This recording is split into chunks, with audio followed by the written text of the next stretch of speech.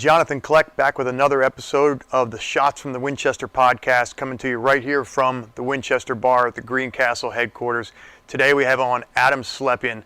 This guy's doing the kind of cool Star Wars-like stuff that we can only dream about as kids. He is in charge of flying cars, in charge of the research and development of creating flying cars and creating the infrastructure for it. Former Green Beret, now leading the charge to help Hyundai get first to market on getting flying cars. It's wild stuff, man. Stick around, you're going to enjoy this one. This individuality stuff is a bunch of crap. There's a reason why. A master of innovation. The key to this growing is you. Any rational person would give up. I can't disagree with that. Make sure that we're not prisoners of our own experiences. You need a team of great people. Will not tolerate a loser. What they need is a common vision. Helping organizations win one veteran at a time. This is the Green Castle Podcast. All right. Hey, thanks for joining us. Cheers. This is Shots from the Winchester, so we have to start with a shot. I don't even remember what did we get? Do you know? I have no idea. I don't remember what we poured. Some sort of whiskey. All right, here we Cheers. go. I know whiskey people. I'm not a whiskey person, and I usually don't like it, but that's actually pretty good. Yeah, it's not It doesn't bad, right? taste like something that goes in your car. I don't know what you do for shots, but... well, thanks for joining us, guys. We got Adam Slepian here from Hyundai Air Mobility, doing all kinds of cool, innovative stuff, and we just wanted to talk. So, a SEAL and a Green Beret sitting across the table. I feel like we should. That's like the beginning of a joke, right? Yeah. We walk into a bar, Yeah. and I Well, feel like we should arm wrestle or something. The SEAL walks into the bar and goes, "Ow!" That's an old one. Yeah. The SEAL walks into the bar and goes, "Hey, did anybody read my book?" Is that too soon? That's even better. So tell us a little bit about, first of all, so people are going, all right, Hyundai Air Mobility, like, why am I going to listen to this podcast? And the reason we brought you in is because what you're doing is pretty impressive. Like, for other people who go, like, if you follow Elon Musk, you're like, wow, that's okay. Like, self-driving cars, and people are like, wow, that's the way of the future. And then they find out what people like you are doing, and they're like, "Oh my God, self-driving cars! That's already yesterday's like vision, right?" You guys are doing crazy stuff. So tell us a little bit about what you're doing at Hyundai Air Mobility. Man. So at the Urban Air Mobility division of Hyundai Motor Group, our newest division, a couple of things. First and foremost is what we're trying to provide is another aspect of what Hyundai Motor Group is doing as a whole is this multimodal mobility solution. Right. How do you combine the best of the ground, the air, everything in between to really provide a new mode of transportation as you move into the future? Right. A lot of people think it's like flying cars, like the Jetsons, and you hear that. I think you said Buck Rogers, which is a little older, right? But it's not quite that, right? It's not gonna be something that like lands at your doorstep or your balcony and takes you from point A to point B. Yeah. But as close to that as we can get, right? So essentially. We are working on developing fully electric vertical takeoff and landing aircraft. Which is it's helicopter meets airplane. So if you know like the Ospreys that the military flies, you can fly up and then fly across. Yes, yeah. So essentially, it's you'd think people would be more akin to like a helicopter but different, right? Yeah. And obviously we're going through the same designs but different. I feel like there's a line from Bill and Ted's Excellent Adventure. Probably things right? are the same but different. But yeah, it's really cool. So the fundamental aspect of it is how do we not only work on creating the aircraft itself that integrates into a multimodal mobility solution, okay, but how do we build the rest of the ecosystem around that? So essentially, we've got to go build a new mode of transportation. With that comes infrastructure, both digital, physical, operating models, a whole slew and a whole host of different things that have to be there to support, safe, affordable, sustained flight. And the big goal for us really is not only build the aircraft, build the ecosystem, work through that, but how do we change how people move, right? If you look at what the chairman of Hyundai Motor Group is a really cool vision, progress for humanity, change the landscape of mobility through solutions, device, electrification, utilization of hydrogen, right? When you really start talking about green energy solutions, and it's really cool, right? To provide that progress to humanity, to make things green and provide opportunities in terms of mobility for people within urban environments. So one of the things historically, if you go back to like the beginning of recorded time, that causes limitations of progress for certain people is mobility. How do you get from point A to point B? Even the way that certain cities were designed, it's not easy for somebody to get from one side of the city to the other. It may take you 3 hours on a bus. It may take you half your day, and you're spending a bunch of money to go do that you may or may not have, right? Yeah. One of the big aspects that we're trying to do is, you'll hear us say a lot, is democratize flight. How do we make this equitable for other people that have never even thought about getting on an aircraft before, that will eventually get on one of ours and take a flight that's safe, it's affordable, and it just makes sense to be able to provide that mobility solution or part of that mobility solution. So it's really cool. I mean, it's a game changer for not just people to get from point A to point B, but a word that we would use a lot in the military, access and placement, right? Yeah. More probably in the intel community or something like that. But how do we give people that access of placement to provide those benefits and those opportunities? And that's our mindset, right? So we have a user experience mindset, we have a cost experience mindset, and all of that to be able to provide that to as many people as we possibly can down the road. To say that is a heavy lift is probably an understatement. Literally and figuratively. Right. The lift is one of the challenges with batteries, actually. So you're talking about electric, and again, like just the idea of like electric flying taxis is I mean, that by itself, but something you mentioned is and again, something I don't think that people think about when you think about the whole of the way we think about transportation, because you can't just say, well, we're going to create flying cars. Mm-hmm. You go, well, hold on. What about everything from power lines? And you go, well, that's so like, but yet if you don't think about it, and where are we landing, and it's something you mentioned is trying to think about the change, again, just the way. So maybe 100 years, hopefully sooner than that, the idea of getting in a car and following what somebody there's a. Damned if I can't remember it. Somebody talked about one time the origin of why cars are 8 feet wide, or whatever, it's 7.5 feet wide, and it came back to the wagon wheels, and that was again, and the wagon, and yet 250, 300 years later, our roads are designed because somebody put that in place, and we were too far along. And I say too far, almost in jest. We were too far along to change where you go. So why are cars not 10 feet wide, or why are they not 4 feet wide? And as much as we've developed the center of gravity to change, and so you can have thinner cars, why don't we make lanes 4 feet wide? Well, because eons ago, that's the way it's always been done. That's the way it's always been done. Yeah. And so just innovation by itself has to go. Anytime somebody says, well, that's the way it's always been done, if you're in an innovative environment, that's an immediate like red flag to go, well, that's why we exist. Because if you say that's the way it's always been done, our competitors are not going to try and take this on. But when you recognize what you're taking on, I mean, the gravity of what you're taking on. So, like, is there, when you talk about the delivery of the first flying cars, is this in our lifetime? Oh, absolutely. Wow. Absolutely. It's in this decade, the delivery of it. Right? And our target, what we've obviously gone out publicly and said, is 2028. A little behind some of the other players that are out there. Yeah. We're also getting a little bit of a later start, et cetera. But it's combined with everything you just said, though, right? It's not only the technology on the aircraft, but it's all the supporting mechanisms that follow the aircraft. Or you can't have one without the other. Like, you can't have an aircraft with nowhere to take off and land. Yeah. You can't have nowhere to take off and land if you don't have a place to charge.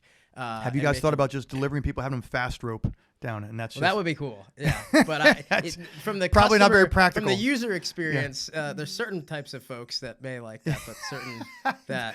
But in all seriousness, though, the user experience aspect of it, again, we're going to be asking people to get a very, very small percentage of the population globally, and we look at things globally, right? As part of Hyundai, right? A very small percentage of the population have ever stepped foot on an aircraft. A much smaller percent of the population has ever stepped foot on a small aircraft. And then from there, a much smaller percent of the population has ever stepped on a type of rotary wing type of aircraft, right? So we're going to be asking people that have never flown before to get into that type of small, 4 to 6 type of passenger aircraft And again, and so have now that you- experience. And right? you're thinking about the psychology behind everything, not Yeah. just the delivery, but the psychology of getting the buy-in, but from the Absolutely, the public consumer. awareness, public acceptance is a big thing because we're fundamentally asking, not only potential customers, people that are going to take a ride in an air taxi or an air mobile, whatever you want to call it, but regulators, people that run cities, et cetera, to say, hey, you should go do this, right? And that's a big challenge. But taking that user experience, which is something that actually Hyundai is excellent at, and having a lot of the resources and the backing of Hyundai Motor Group in general to understand that is really helpful to our program development. Because we got to get that right? You don't want to get in we can't have folks getting in the aircraft and have like a really bad experience that don't get in it again, right? Yeah. And that's even how the flight operates, how the aircraft operates, how it moves through time and space. And that's a really important piece on the engineering and R&D side to make sure that we get that right. Like, if you're always experiencing terrible turbulence or something like that right. people, you've flown in a bunch of stuff and probably jumped out of it too, right? Not because of the turbulence, but yes. Exactly. But you don't really care, right? But if Yeah. you're a paying customer to go do that, and this is more of a regular thing as opposed to taking a flight from, Philly to LA every once in a while or something, it's really important, right? Yeah. And it's not just the flight itself, but it's that whole experience of how do you book the flight? How do you integrate it with your first mile, last mile experience? And that's why we're trying to have that seamless mobility solution. This being one part of it, we think a big part of it, right? And there's a huge future for air mobility in general and a huge market for it. But how do we integrate that and everything around it to make that seamless experience and really get to the heart of one of the aspects of it is the convenience aspect of this. Just saves you time in your day that you can go back and use it for, whatever that is, right? A perfect example, when I used to work in downtown in Philly, I live about 12 miles away as the crow flies. In Jersey. And it would take me about an hour and 10 minutes door to door to get there, even without any traffic on like 295. Right. And if anybody that's listening to this knows the Jersey Philly area, they know what I mean. They're probably listening to this podcast while doing a 12-mile commute. Yeah, exactly. That takes an hour and a half. Exactly. Yeah. And that was a combination of, driving to the train station, getting on Patco, getting from Patco to 16th and Locust, and then walking to the building and all of that. Right. You put a vertiport at one of the, for example, semi-underutilized airports about 5 minutes from where I live in Jersey, or just in another area. I go there. It takes me about 5 minutes to get there. I could be in Philly in 6-7 minutes, right? Right in the heart of downtown with a connecting vertiport. I just saved myself an hour each way, 2 hours a day. Yeah. Imagine what you could do with that. Right. Right. I mean, and that's we always talk about that. That's the one commodity you can't make more of, right? You can never get back is time. You can't make back time, and to give somebody back time is, that's that's the value prop in some ways, right? It's one of the big value props of it. Yeah. It's not just a convenience. It's getting back that one precious commodity you can't get. You can never get back. Yep. What is it's interesting you bring up the psychological piece, because that's not something I thought about. When I think about flying cars, I think about the logistics and I think about the cost, but I don't really think about. Well, that's huge too. But Getting people, right. And you mentioned earlier, like batteries, right? Just everything about the technology and the infrastructure, creating these, and so and I think about it, but I didn't think. I just thought. You think about, like, not to geek out on academic theory, but like Rogers' diffusion of innovation curve. You have the innovators and the early adopters, and you think, well, to get people in the flying cars, that's pretty easy. Again, just a guy who perhaps doesn't understand psychology, I guess, as well as I thought I did. Yeah, the interesting aspect you bring up is for a guy like you, right? Yeah, you would jump into one of these things and probably test it, right? Because you just think it's probably really cool. Well, I'd put my wife in it and have her test it first. Yeah. Just kidding, honey. I mean, you'd probably put Marines in it first, because they would definitely jump in it for all the Marines out there, right? Everybody knew that had somebody to come up at some dispensable. point. Yes. Yeah, yes. exactly. But for a lot of people, that's not the case. Yeah, right? yeah. So that is a big aspect of it. But of course, all the other aspects are huge as well. And that's why one of the things that we're doing in our approach strategically at Hyundai Motor Group, with all the resources the group has and all the incredible things that the group does, beyond. Hyundai is not just a car company, right? Yeah. Hyundai didn't start as a car company. It started as an infrastructure company post World War II development, right, in the 40s. It wasn't until, I believe, about 1967 that they actually produced the first car, and then the first scaled mass-produced car coming out of South Korea. And we look at it as it's an innovation company. It's a technology company. And it's a mobility solution, mobility device, electrification, hydrogen company. It's not it is a car company, but it's much more than a car company. So all of those other aspects that we got to pull together are really important to make. You have to go make a new market for a new mode of transportation, right? Leveraging things that are existing, of course, but there's a ton of expansion. Where are the excuse me?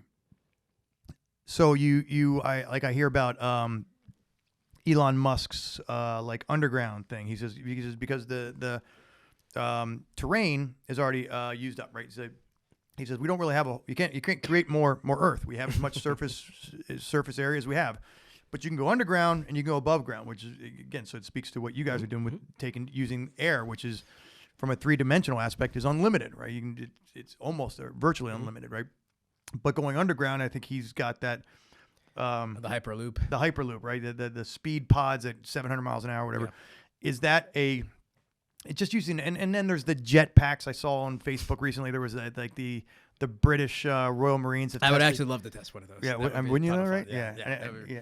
I recently talked to one of the guys that's working on that, actually. Did you really? Yeah. Well, it was a couple months ago, but really, really cool. So so the jetpack, for those of you that haven't seen it, you can just Google like jetpack British Royal Marines or something, and there's this jetpack from one ship to another, and it's, and I don't know the extent to which, you know, what somebody who has a great vision, what their utility for that is. But are those competing elements for the Hyundai Air Mobility like flying cars, or are they complementary? Are they all part of like a radical change that's going to happen in transportation? Yeah, that's a good question. I think a little bit of both, maybe, right? I think the individual jetpacks, that's probably going to be a little bit farther away, right? That is really some cool. Buck Rogers stuff. Yeah, but I mean, there's so many things that come with that, with the technology, the certification, anything that flies is a little bit different than things on the ground, which is more of a self-regulating industry. Anything that flies, you got FAA, EASA, other regulatory environments, et cetera. And first and foremost, it's all about safety, right? Yeah, that's the number one thing, right? But it's, you know, and there's other stuff around those type of things that Hyundai Motor Group is working on as well. You know, exoskeletons for folks that have disabilities, for example, right? Yeah. Maybe not a jetpack, right? I don't know about that, but there is a piece of integrating all of those in, right? Yeah. So some of it is, you know, as things progress in terms of technology, you're going to have new types of innovation that compete against each other. And some of it, though, maybe competes, but also integrates into existing modes of mobility, transportation, et cetera, and ones that'll evolve moving forward in the future. So perfect example for us is, this doesn't mean we're getting rid of cars in any way, right? It's just in addition to, you could have, an example would be, you know, you book a flight with, your Hyundai aircraft. You got to get to the vertiport. Maybe it's a mile away from your house. Maybe you walk. Maybe you get a scooter that comes from. You jetpack yourself there. You jetpack yourself there. Eventually, in the future, you get a fully autonomous, Genesis that comes and picks you up one of the Hyundai Motor Group lines of vehicles, which are awesome. And a fully automated Genesis, like the self-driving Ubers. Like a self-driving, right? Comes get you to the vertiport. It's all timed. It's seamless. You go through. Whatever the security protocols look like in that in the future, and that's some of the things that we're working on with partners. And then you get on your flight, you get off, you take off, you get from now you're at point A to point B from the flight perspective, and then depending on where that takes you, you maybe have to get the last quarter mile, half mile, whatever it may be, to get you to your final destination. But it's integration of that truly multimodal mobility solution. So it really is additive to some of the things that exist now and complementary to other things that will exist in the future that aren't necessarily just the air. So you came from a big consulting firm before you came to Hyundai. In terms of just like the environment that has to, what's the better word? Like just the culture that permeates something like what you guys are doing. Is there ever a time where somebody goes, hey man, like this isn't Star Wars, like this is, or somebody goes, hey, like what are you like? What are you dreaming? Mm-hmm. I feel like everything that you've just mentioned about radically changing the way we have for hundreds of years viewed transportation, and the idea that not that roads have become obsolete, but that this becomes a primary mechanism, and ultimately I see you said in this decade, which means that in 4 decades from now it's even more so, right? So when you are working in an environment that's so incredibly innovative, like and I mean innovative, like everything has to be on the table. Is there a point where somebody introduces an idea and somebody has to like pump the brakes and be like, whoa, like that's not plausible? Because if you had come to me like 5 years ago and said flying cars in this decade, I would have said like, come on, that's not plausible. So like, is it just awesome to be in like it's totally innovative environment? Yeah, I mean so yes, but right, you do have to have that pragmatism, that realism that says, you know, to coin an old consulting firm or phrase, the art of the possible, right? Yeah. And our challenge is, you know, straight from the top is be as innovative, as new as possible, but it also does need to be real on specific timelines as well, right? And that there are constraints to what the limits of the technology just will be in that timeline. Big one that, you know, really the whole industry deals with is battery technology. There's limits of just the physics and the science and the chemistry that goes into the energy and the energy density that batteries will be able to produce. Given you're saying batteries, the batteries, the fuel, and you're saying across the board. Yeah, across the board, right? Yeah. So that's a limiting factor to the industry. That's just, I mean, massive improvements are made day over day, year over year, et cetera. Yeah. But there is a constraint that, you know, there's no magic fairy dust that's going to be able to say, you know, you're going to take X amount of 1,000 pounds of payload at X speed, 1,000 miles just because you want to, right? So there is a level of pragmatism and realism, but you know, really the challenge is how do you push the absolute limits of that to make advancements as far as you can, but again, never violating anything on safety, right? That's the number one. That's the number one thing.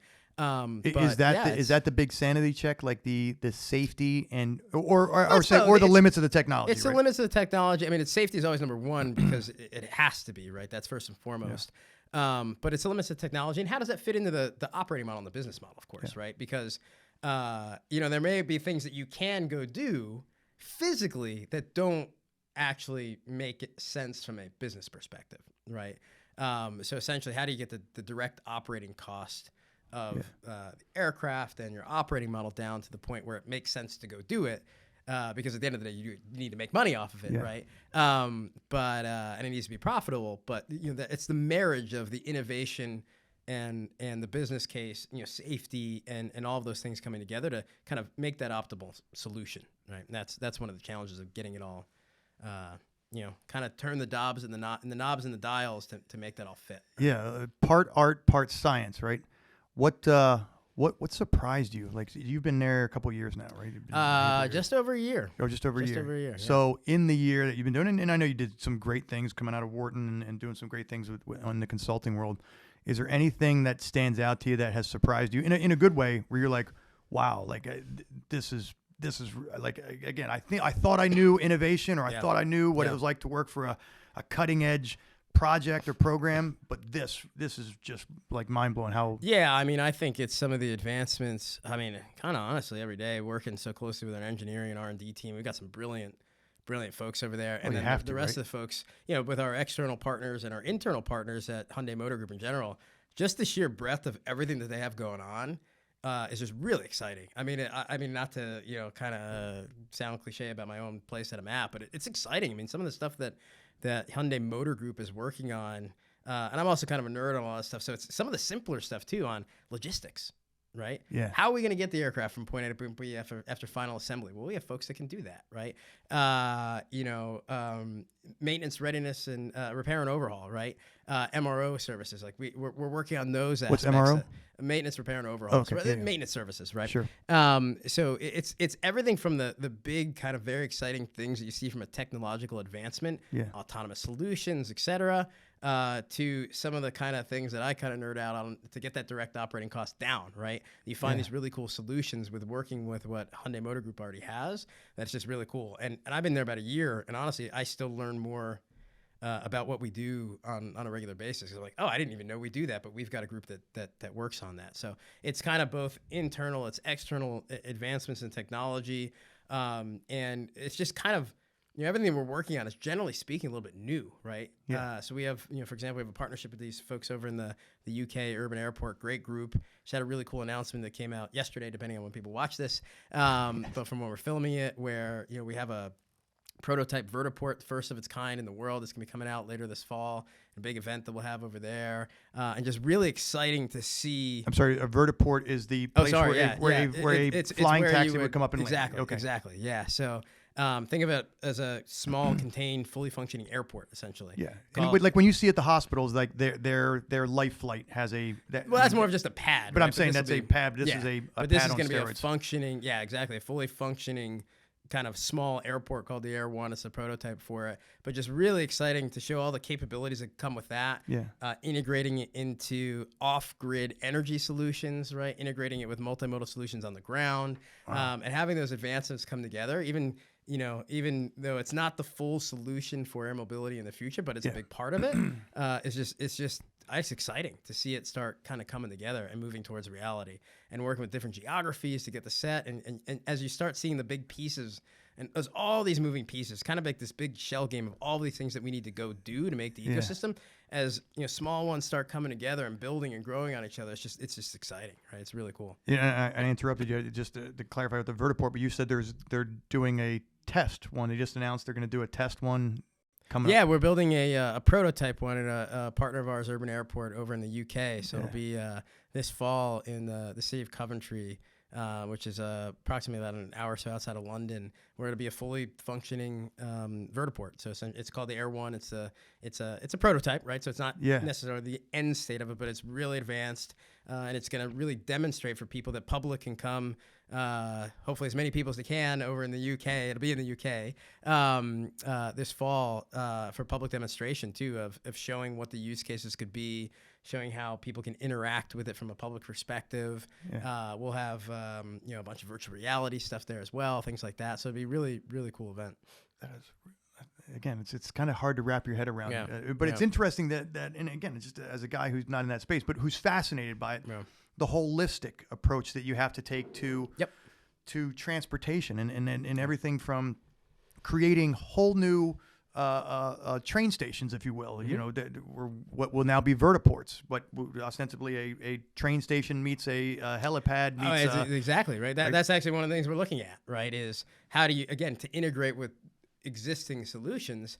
What you'll find actually is really interesting is a lot of rail operators or carriers or owners, they actually own the airspace above the rail to a certain extent, to the kind of the left and right of it too. So you can utilize it to fly over and then veer off, because of course you got to veer off at some point, right? But working with them to identify how does that kind of come together? How do you especially they have access to electrification, right, from the rail network, and how do you that's where that integration piece with existing modes of transportation, both public and private, becomes really, really important moving forward. One of the things we always talk with some of our clients here at Greencastle, we talk about we use the analogy of the carnival squirt gun game, where you squirt and the horses line up and we always say, like, one of the horses, nobody can be squirting in the mouth of the clown or something, and their horse can't be getting too far ahead, right? So when you're talking about, so when I think about, you're talking about, like, we can't create a vertiport if we don't have a plane or a vertical takeoff and landing vehicle, and we can't get the vehicle if we don't have the batteries, and we can't get the batteries if we don't have the electrical components, and we can't get if we don't have the buy-in from the people who want to fly in this thing. I mean, you hit it. You're you sure you haven't actually worked in the industry? You hiring? Just kidding, Greencastle. I'm here for life.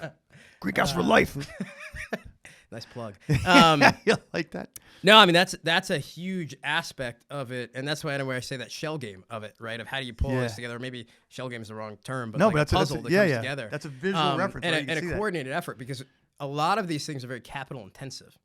And if you look at the folks that are going to provide the capital to put it in the right place at the right time, there needs to be that return on that investment, both public and private, right?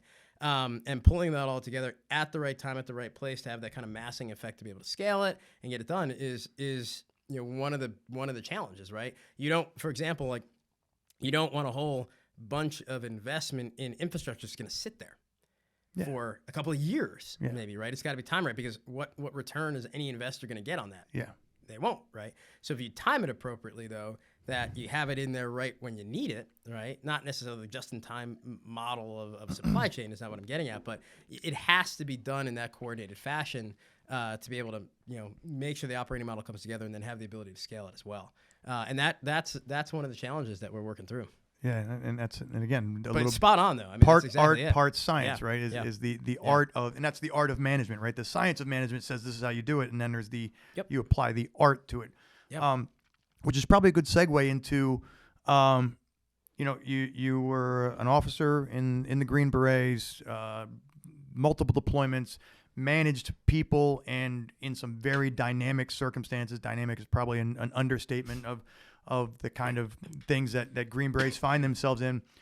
Obviously, Greencastle, we're all vets, and so we love veteran stories. We love talking about how vets have succeeded.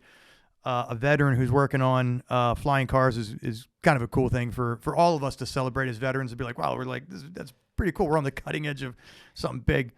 How much does your experience in the Army, in not just in the Green Berets alone, but in the Special Operations community, but how much does your experience in the military play into your ability to manage these programs, to kind of, make sure the left hand knows what the right hand's doing, to juggle, as you mentioned, all these balls in the air and at the same time? Yeah, no, it's huge. I mean, I think it's interesting is, excuse me, a lot of times you hear about like the transition from military to civilian or whatever, and it's different for every individual, right? Yeah. I think if you had the opportunity to be involved in those aspects of the military that provide those core principles, and I look at it as leadership, management, and problem solving, right? Yeah. It's kind of, and leading and managing are different things, right? Yeah. Managing is more of kind of those, setting up the operations, managing to that operations, use the definition of a definition. Leading is inspiring people and getting them to go do the things that they maybe not even thought they could ever possibly do, right? And then, of course, problem solving is how do you put some intuition and some analysis and rigor around that to bring it all together. If you can pull all of those three things together in a Venn diagram and be at least good at a little of them, that creates collaboration, that creates innovation, right, to be able to go do those things. And I think the path coming out of the military, specifically in the special operations, because as opposed to the SEALs, SF, Green Beret is a little bit more cerebral. We actually think a little bit every once in a while. Yeah, it doesn't make any sense. Exactly. Nah, and I kid. I love the SEAls. Yeah. I pick things up, I put them down. I know exactly what you're talking about. That old commercial. The old commercial, right? Yeah. The lug gym. Exactly. Yeah. Which clearly, it was not filmed after this guy. It wasn't like, either. There's a SEAL. Let's look at. I look like God put me together using spare parts. People see me and they're like, "You did what?" Yes, it was a struggle. But I think it sets you up exceptionally, right? I think those principles apply to anything you're going to go do, whether it's the military, whether it's the corporate world, the public sector, the private sector. It doesn't really matter, right? Yeah. And if you could take those principles and apply it, that's really important. And especially it still comes down to people, right? All the technology and all these things, if you can't bring together people, especially in the role that I have in terms of partnerships, which is encompassing of our own internal side, within our division, within Hyundai Motor Group, with external parties, with fill in the blank, right? Is that aspect, especially in the digital world and all these things, it's huge, right? You can never get past that. It's one of the things that, the opportunity in the military, that it forces you to go do that and work as a team, no matter what you're doing from the get-go is huge, right? But also the ability to, when the going gets tough, like that's normal, right? Generally speaking, and be able to handle that and be able to lead through that, and really bring people through this problem-solving process. You have the leading, you have the managing, and the process that the military trains folks on, especially in the special operations community, right? We call it the MDMP and the soft kind of planning toolkit, and the Navy, I forget exactly what it's called. It's all the same thing, right? Yeah, exactly. And the Marines is like MCPP or something like that. Yeah, Marines is go, do, break. Yeah, exactly. There's a hill. We don't expect you to come back, but Godspeed. I mean, that's honestly, like, I was over at McKinsey & Company. It's basically the same process, right? I don't know who, if they sold it to the Army or they give it whoever, whatever. But it works, right? And if you can take people through that process, it kind of sounds cliche, but if you have a good team and you have a good process, doesn't mean everything's always going to work out, but you have a good shot at doing things that nobody ever thought you could accomplish, right? And I've seen that firsthand in the military. I've seen that firsthand outside. Not to sound kind of corny about it, but it's true, right? You take those principles and you can apply them really anywhere. Now, everybody has different experiences coming of what they did in the military and what they did out. I was just very fortunate to have that kind of path and be surrounded by people like back on my ODA. Then if I didn't create those types of opportunities, they would have let me know, and I probably wouldn't have lasted on the team very long, right? And you know what I'm talking about. Surround yourself with exceptional people. You can go do exceptional things. So I think it sets you up, especially the soft side, because it is a little bit different sometimes than the conventional forces. It sets you up for success anywhere, to be honest. And I know you got to jump for another thing here in a little bit, but what does transportation look like? So you guys said you hope to have the first one out in this decade. 25 years, quarter century from now, what does transportation look like? Honestly, I don't even know. Right. I think 25 years from now, you could be talking. Let me ask you this before you answer. Do you guys keep moving the goalpost as opposed to what it looks like because something else comes up? Yeah, I mean, 25 years from now we're looking honestly about 20-ish years out, right? Because it's going to take, you launch in the decade, it still takes time to scale. Sure. But then you have so let me take it back. In 25 years, what you do have a lot more of is automation, right? So you in terms of aircraft being piloted in 25 years, probably not, right?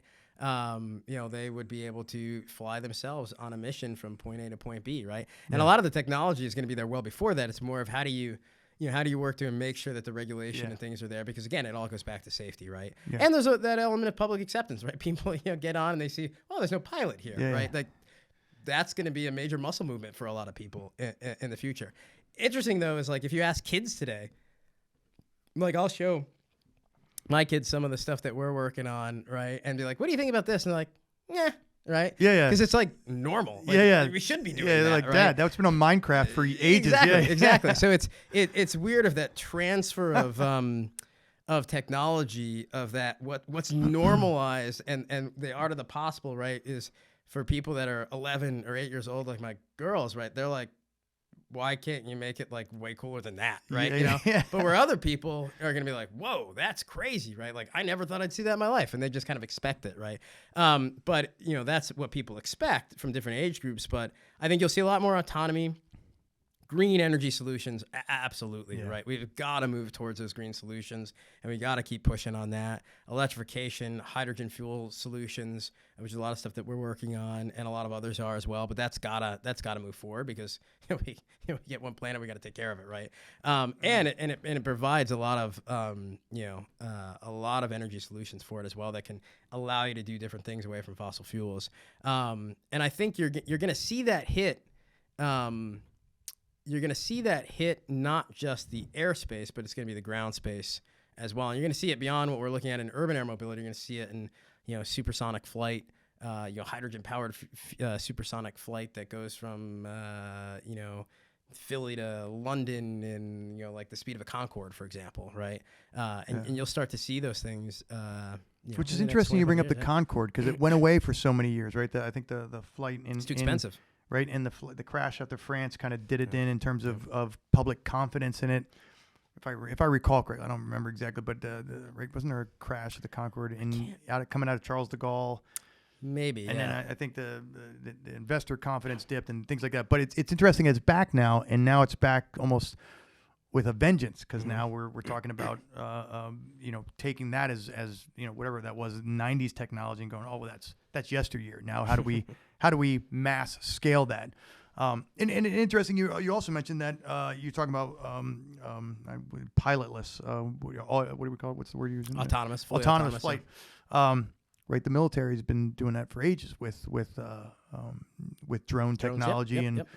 So I heard somebody, or I read an article or saw an interview recently where somebody said, we will have, in terms of military jets, we will have hit the pinnacle of what the human body can endure in terms of duration, whatever, 24 hours in the air or speed. The body can only take so many G forces against it. Speed and maneuverability, Maneuver everything about it. And so they said it's not a matter of can we not put another guy in a souped up F-18, on steroids. It's the human body has reached its limits of where we can go. And so they said the autonomous flight in terms of fighter jets and the Top Gun stuff it's not a matter of well, can we? We have to, because if we're going to go faster, if we're going to put more G forces on the airframe, the human body's done. Like we've already exceeded what the human body, and there's nothing you can do other than, I don't know, some sort of genetic mutation, which you guys may be working on. I might say.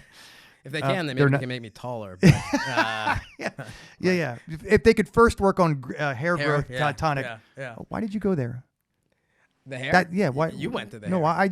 I pointed to my head. I was gonna say make my brain more powerful than it already is, what I which meant. is super powerful. Yeah, you can edit that out.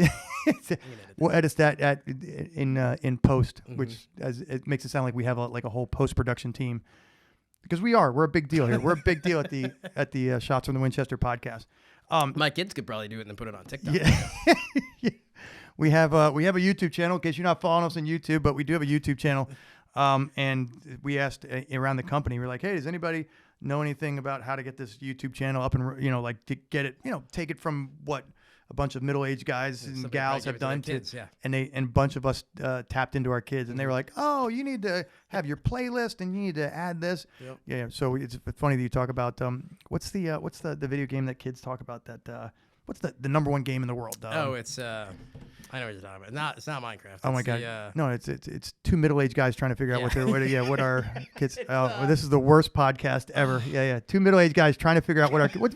Oh, that's a podcast. Yeah. In itself. We should right? we should have a live podcast so people can chime in and be like, listen, you dopes, it's whatever the where you fly in and you fight other people. I know what you're talking about. And so I never played it. No, clearly. No, I've seen my kids. And my kids, there's somebody screaming who's driving, sitting in traffic right now. It's called X. I don't remember what the name is, but my now it's killing me. Yeah. My kids will play that, and so like I took helmet cam footage one day of me jumping out of a helicopter and parachuting. I was like, hey kids, look at this.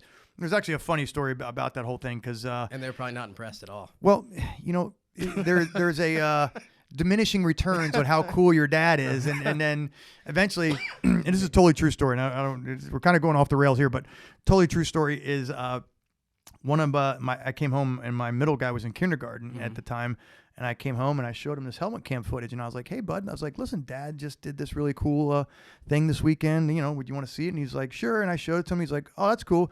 He's like, and this is a true story. He's like, hey, do you know what Timmy's dad does? And I was like, oh, I don't know. Like, is he a fucking astronaut? Like, what is he? Like, what is he? What? I just showed you Dad jumping out of a helicopter, parachuting in. What I think is super cool. Yeah. What does he do? He's like, Timmy's dad works at Wawa. He gets free subs anytime he wants. And I was like, which is pretty awesome, actually. Like, there's a part of me wanted to be like, well, did you thank Timmy's dad for your freedom? But what came out was, yeah, that's pretty cool. Like, yeah, I mean, for anybody that's listening to this, it's from the Philly area. Yeah. For anybody, even up and down the East Coast, I think Wawa's. But that may actually trump the. Yeah. Like, what does skydiving get me? Nothing. But you know what? Free subs. That gets me a full belly. Anyway, my point is that when they play that game, and I'm like, oh yeah, they jump out of planes. He's like, yeah, Dad, but they jump out of planes, and then they have a paraglider that automatically comes out of their back, and then they don't have to have a parachute. They can sail over. And I was like, well, there's also cool stuff that, and they're like, not this cool. So yeah. But do they do it at night? Yeah. Do they do it at night? Nods, right? Yeah. With photon torpedoes. Yeah, and he's like, yeah, they do. Yeah. And lasers. And lasers. Yeah. Like yeah. Dad never operated at that level. I barely landed with all my parts intact. If somebody were to wanted to get involved in like this lane, like just this cool. I mean, there is no other word for it other than it is a very cool thing, right? I mean, cool. You spend a lot of time in the Green Berets, I spent a lot of time in the SEAL teams, and what we did was cool, and it still is. It continues to be cool, but this, I mean, if you're not jumping out of planes and chasing bad guys, this is. I don't know. I'm not in your space. It rivals it in a different level, a different realm of cool, but it's still pretty cool. If somebody wanted to get involved in this, what are they? If you were providing guidance to somebody who's like, yeah, I want to be on the cutting edge of this. What do they have to Yeah, well, I think it depends on where you're at, and I guess at this stage in life. But the engineering capability, right? In terms of the software development. I mean, there's a hardware component, there's a software component, battery technology, hydrogen fuel cell technology, those things that are going to lead us in this, not just from an aircraft perspective, but from multiple different mobility solutions and just energy providing solutions. That's huge, right? Yeah. Autonomous capability in terms of the software of it, huge, right? I mean, the whole STEM stuff that's going on. I mean, that kind of stuff is just. I mean, I can't even, like I have a lot of people on my team that have the expertise in those things, but I mean, it's just fascinating stuff. But that STEM path, there's not enough people doing it, right? Yeah, right. And there's a lot of people doing it, but the world is just going to need more. Just going to need more.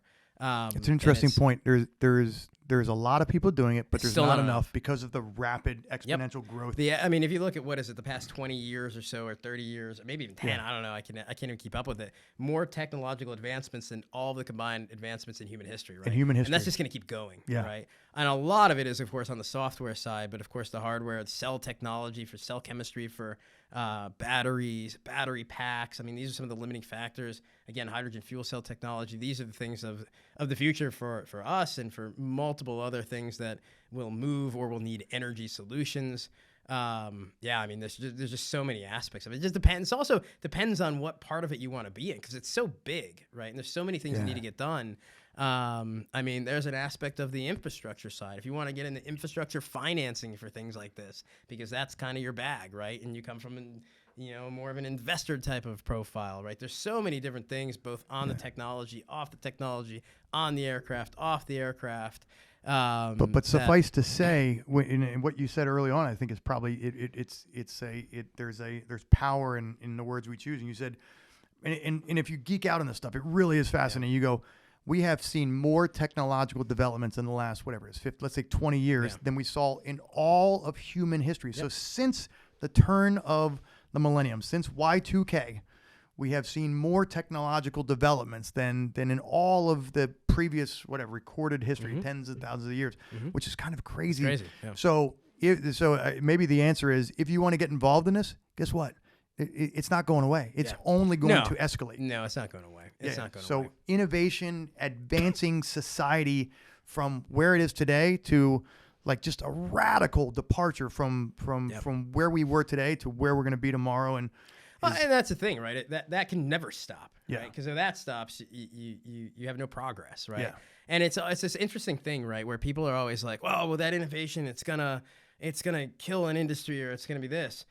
People say that all the time. There's a great image, and I wish I should have brought it. I wish I had it. You can Google it. I forget what you have to Google, but you can find it. Essentially, it's showing I always get the dates wrong, and somebody always corrects me, but it's like 1903, right? Yeah. And I think it's a street in New York or Chicago or something like that. So you can clearly see I've got the facts straight on this. And it's like you see Chicago or New York or somewhere on Earth. Somewhere in America. And you see a Model T driving down like a dirt road and some buildings surrounding it, and everything else is horse and buggy. Yeah. And then they show the exact same image taken, I think it's 10 years later, 1913-ish, and there's one horse and buggy and everything else is a car. Yeah. Right. So things adapt, they change. Yeah. And that will always happen. And like what we're doing now, it's adapting and changing, and it's creating new industries, it's creating new jobs, it's creating new technology, it's creating new operating models. It's all of these things that will continue to evolve. And 20 years from now, we're going to evolve onto that, right? We're going to do something else. Yeah. And, eventually maybe it'll be like Star Trek, and we'll be teleporting people or whatever it is, or beam people up. I don't know. But you heard it here first. That's what's coming. We're not doing that right now. But I think you're exactly right. That's going to continue to evolve. And there's just so much opportunity from the STEM perspective of it and there's just, the industry doesn't have enough people, right? We need more people to go into that and into the sciences and promote that, especially women, right? Like we gotta push for that as an industry, and that's one of the things that we're really trying to do to get more people through the pipeline. Because people, again, it all comes back to people, right? You have all the technology you want, but you still need people to continue to innovate on that, and that's a limiting factor. Yeah, it's interesting. You can have all the artificial intelligence you want, but it doesn't necessarily. And I don't know, maybe I'm wrong, but Well, you don't it's want not create- Skynet, right? 'Cause Yeah, we all yeah, know yeah. Our generation knows Skynet, They right? get that. but you don't like artificial intelligence can't be creative. It can't get out of its own way in terms of how. And there's some like artificial intelligence scientists who's like, sure it can. Yeah. In general, at least my limited understanding, it can't get. It doesn't replace the human ingenuity and the ability to. And do you want to? Yeah, right. In some regards, but yeah, we'll need people to go into that. Well, I don't know how I'll achieve world domination without it, but yes. I wish I'm going to ruin the joke, but there was the Emilio Estevez movie where the machines take over for like a minute and they overtake that gas station. Oh, the big tractor trailer. It has the big goblin on the front. God, this is the worst podcast ever because we refer to a lot of things and we have no idea. And I live in movie quotes too. I know exactly what you're talking about. Yeah, I can feel like I can speak movie, but people are gonna be like, "No, you can't." I know exactly what you're talking about. And then they like take over. And there's like machine guns on. Yeah. And the truck takes over. But yes, of course, the truck. It's not electrical, so I don't. Electric. I don't know how it works, but every machine is taken over by something. There's like a weird clown. The green, machine the clown thing. Yeah, and there's a green cloud, and then the army jeep with the machine gun pulls up, and it can self-fire, and it taps out Morse code and makes them fill. See, they don't need it. The machines have figured out that they need the gas, and they just make you. They figured it out. I don't know where we're going with that, but that's it makes sense to me though. It's if you go. I'm picking up what you're putting down. Listen, kids, if you go back and watch this, it makes total sense when you go back. You should probably stay in school because you can be the one to prevent the machines, the not electrical, but the gas-powered machines from taking over. You're the one who keeps that from happening. Somehow have a mind of their own. And keeping Skynet from I can't becoming. remember at the end of that movie why that ends up happening. There was some kind of sort of green cloud over the top. Something. We're going to edit all this out to where we actually remember the. Well, you the just name go of the back movie. and post like you said, and then have one of your kids figure it out. We'll get the answer. We'll Google That's it. it, We'll kids. put it in there, and then it'll be good. I have my kids. We won't look like idiots. I have my kids watch a lot of the videos that we watch or the movies we grew up, and they're like, "Dad, this technology is, or the CGI is terrible." I'm like, "Listen, that's Friday what we Night had." Classics. When I was a kid growing up, I would watch Friday Night Classics with my dad. Yeah. We'd rent it on like Betamax. Oh, Remember dude, you're dating yourself, yeah. And we'd watch like every Western, every World War II movie, every like Fred Astaire movie and Gene Kelly and all that stuff, all the classics, right? And now I do that with the girls, but it's like The Goonies. Yes. Right, which is like one of the top 5 movies of all time. Yeah, greatest. Ever made, right? So I make them suffer through it. Some they like, some Yeah. My kids watched Godzilla the other day, and they're like, "Dad, that's totally a guy in a Godzilla costume." New one? No, the old school. Oh, the old school one? I'm like, "You think?" Like, guys, this is black and white. I'm like, I was born in '76, guys. This was built filmed in '54. Yes, no kidding. Anyway, this is sort of how our podcasts go. They start on the rails and then they kind of going off the rails. Anyway, most people don't even know that song anymore. Yeah, well, I know Ozzy. Well, I think he kind of made a comeback with his show, and then have you seen him perform? Not in person. Not in person. Recently, or? No. But I watched him perform on a YouTube video or something. I mean, God bless him for still getting up there and doing it. But he's barely making it. He's barely. His voice is still there, so it's amazing he's still alive. It's right, like Slash, Gene Simmons, like all those guys. It's amazing. Some of these guys, hard rockers. That Keith Richards. That's probably better shape. We're not than sure we if he actually still alive. He might actually be a Weekend at Bernie's. Someday somebody's gonna actually wake up and be like, "Holy God, that guy's been dead for like 20 years." Yeah. Yeah, he died in the 60s. Yeah. They put his body in some sort of cryogenic freeze every night, and they bring it back up and thaw him out. And All right. I'm not sure what the point of this podcast was. We started it's all out very relevant. Cryogenic freeze.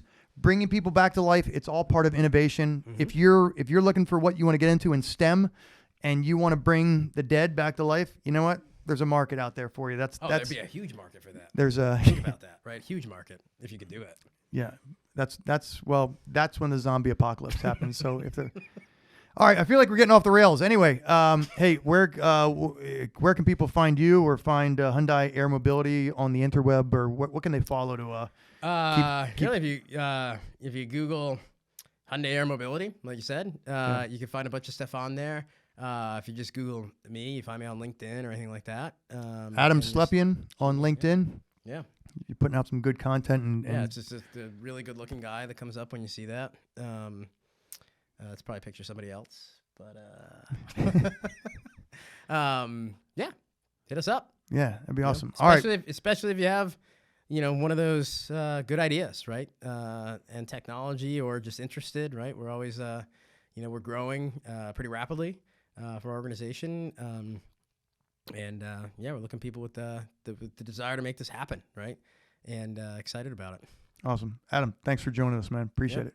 Awesome. Thanks for tuning in to another episode of the Green Castle Podcast. Please be sure to give us a like, a thumbs up, a share.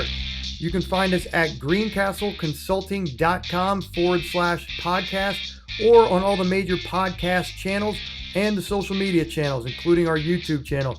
Thanks very much. We'll see you on the next episode.